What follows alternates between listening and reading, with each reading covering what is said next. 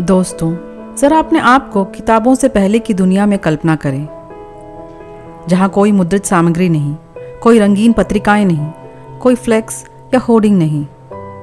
यह मुझ जैसे पुस्तक प्रेमियों के लिए सबसे भयानक सपना होगा। पुस्तकों से पहले ज्ञान का सभी हस्तांतरण लगभग मुंह ज़बानी थी। विचारों, कहानियों या कौशल को सीखने का एकमात्र तरीका व्यक्तिगत संपर्क ही था, खासकर उस व्यक्ति से जिसमें वो हुनर थे या जिसने किसी और से वो कला सीखी थी। हालांकि अब हम अपने जीवन में मुद्रित चीज़ों से इतने गिरे हुए हैं कि हम उनकी अहमियत नहीं पहचानते, जैसे कि टूथपेस्ट ट्यूब पर लिखे गए अक्षर, नाश्ते के अनाज पैकेट का लेबल या सोते समय पढ़ने वाली किताबें। नमस्ते श्रोताओं, मैं सुभाषनी books.com लिट ज्ञान में आपका स्वागत है।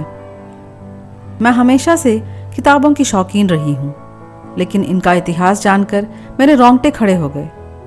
इसीलिए आज आपके साथ उस एक आविष्कार के बारे में शेयर करना चाहती हूँ जिसने हमारे सूचना युग का मार्ग प्रशस्त किया।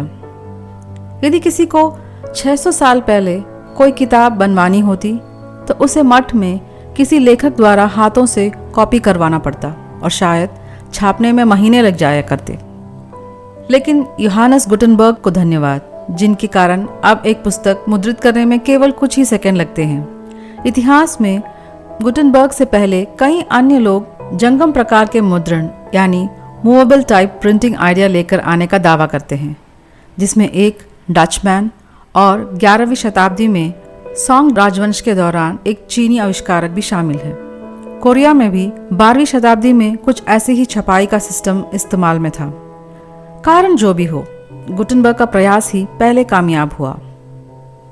क्या कभी आप ये जानने के लिए उत्सुक हुए हैं कि गुटेनबर्ग को प्रिंटिंग प्रेस बनाने के लिए किसने प्रेरित किया या किस चीज़ से उन्हें प्रेरणा मिली? ऐसा क्या था जिसके लिए इस जर्मन आदमी ने प्रिंटिंग प्रेस का निर्माण किया, जिससे पूरे विश्व और इतिहास में क्रांतिकारी प्रभाव पड़ा?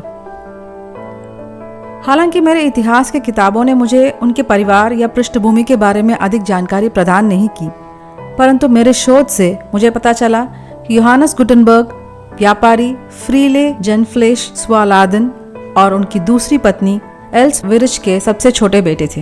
योहानस की मां एक सम्मानजनक दुकानदार की बेटी थी।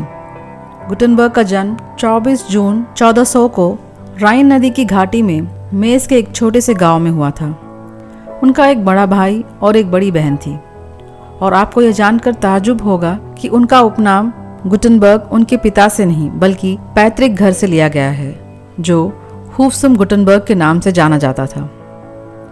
13 साल की उम्र में वे अपने पिता के साथ टकसाल जाना शुरू करते हैं और सोने के सिक्के बनाना सीखते हैं। 9 साल तक वे धातुओं में अपने कौशल को निखारते रहे और लीड मोल्ड बनाने में विशेषज्ञता हासिल की।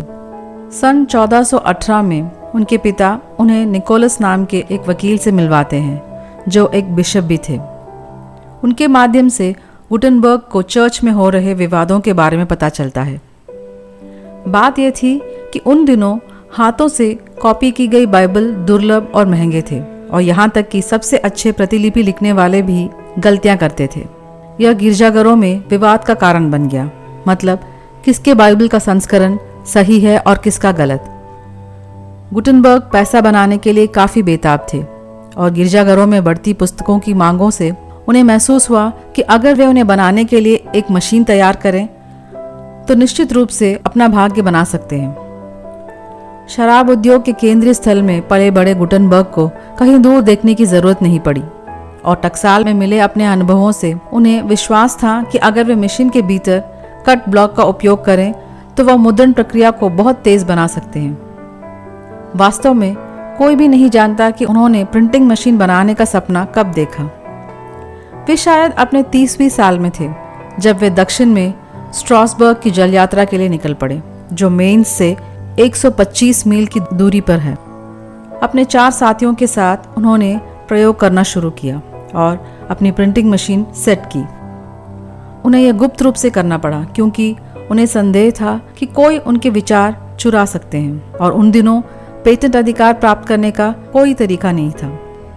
उन्होंने एक ऐसे उपकरण पर काम करना शुरू किया जो अक्षरों और ग्राफिक्स के मूवेबल ब्लॉकों के जरिए मूल पाठ यानी टेक्स्ट मुद्रित करना संभव बनाएगा। जब वे ब्लॉक कागज़, स्याही और प्रेस के साथ उपयोग किए जाएंगे तब वे पहले से कहीं अधिक तेज़ी से पुस्तकें मुद्रित करना संभव करेगा। 290 ब्लॉक अक्षरों और प्रतीकों को कास्ट करने के लिए उन्होंने उन धातुओं का इस्तेमाल किया जिनसे वे परिचित थे, जैसे कि लेड, एंटीमनी और टिन। फिर उन्होंने अलसी और खालिक आधारित एक गाढ़ी स्याही बनाई।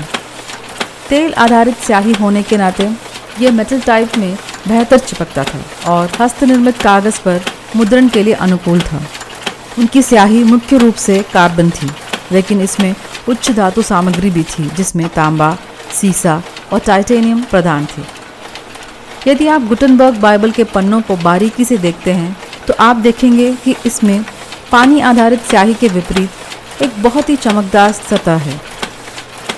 उन्होंने वाइन प्रेस को अनुकूलित किया जिससे उन्हें पेपर को अंदर और बाहर स्लाइड करने और प्रिंटिंग के बाद कागज़ से पानी निचोड़ने में मदद मिली। यूहानस पूरी तरह से अभिनव थे। वे लगातार अपने प्रिंटिंग को परिपूर्ण करने और बदलने के साथ प्रयोग करते रहे। सन 1448 तक उन्होंने अपनी प्रिंटिंग प्रणाली को परिपूर्ण कर लिया। उन्होंने सन 1450 में भाषण निर्माण पर लिखी गई एक लैटिन पुस्तक मुद्रित करके अपने मूवेबल टाइप मशीन का परीक्षण किया। जब यह प्रयास सफल रहा तब उन्होंने अपने सबसे प्रसिद्ध परियोजना शुरू की और वो थी द गुटनबर्ग बाइबल की छपाई। हालांकि यह स्पष्ट नहीं है कि गुटनबर्ग ने बाइबल परियोजना की कल्पना कब की थी, लेकिन यह काम सन 1452 में शुरू हुआ।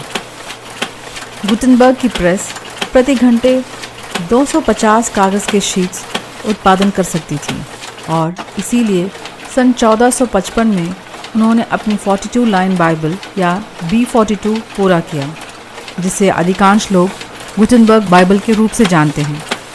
इसमें उपयुक्त कागज़ के साइज़ को रॉयल कहते थे और यह पुस्तक अपनी उच्च अंत, सौंदर्य और तकनीकी गुणवत्ता के लिए प्रशंसित थी। लगभग 180 प्रतियां मुद्रित की गई, जिनमें से अधिकांश कागज़ पर थे और कुछ वेलम पर थी।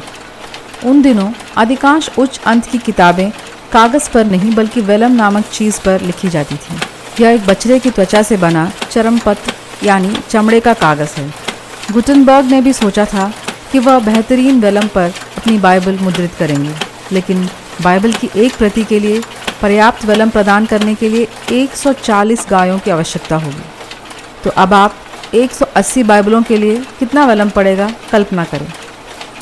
उन्हें लगभग 25,000 गायों की ज़रूरत पड़ी होगी। मध्ययुगीन काल में कागज़ सोने की तरह था। हालांकि चीनियों ने 1200 साल पहले इसका आविष्कार किया था। यह पश्चिम में अभी भी एक नई वस्तु थी।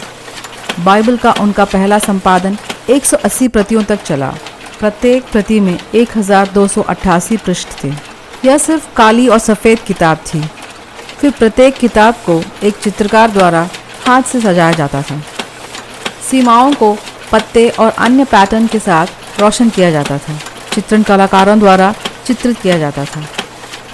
इन सजावटों के लिए जगह मुद्रित पृष्ठों में खाली छोड़ दी जाती थी। हर प्रतिलिपि बिना किसी पैटर्न को दोहराए अलग और अद्वितीय थी।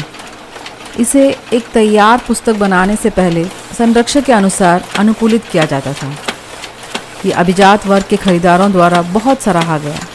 अक्षरों में नीले और लाल रंगों का उपयोग रंगीन पृष्ठ बनाने के लिए या पवित्र मूल पाठ को उजागर करने के लिए किया जाता था।